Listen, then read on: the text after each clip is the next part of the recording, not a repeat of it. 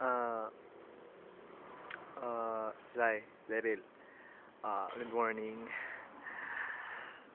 You might as well be shocked or shocked, shocked ka sa akong, what do you call this, video, and akong gi-comment siya sa imo ha.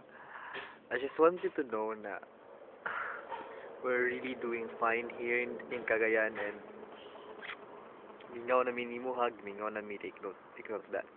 And ako gimingaw na jud ko nimo, and well, as you can see, graduating na ta. And wata nakita for almost 4 years na siguro, or 3 years kapit.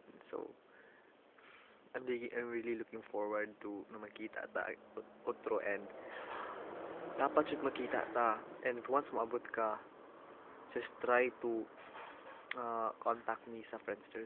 Sa Friendster lang. Try to send me a message kung naanan ka. So that's why I'm aware na abot na ka ha.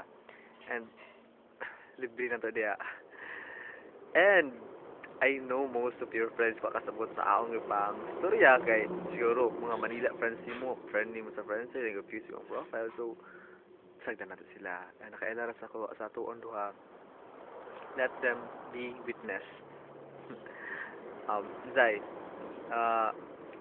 ay pag kuan dia, ay pag ayo pag gara-gara dia. Keep your studies up. Nara ko dali sa mo. Okay. See you soon, and may God bless you. Kita-kita na ta, bantay lang ka. Bye. Bye lang taka.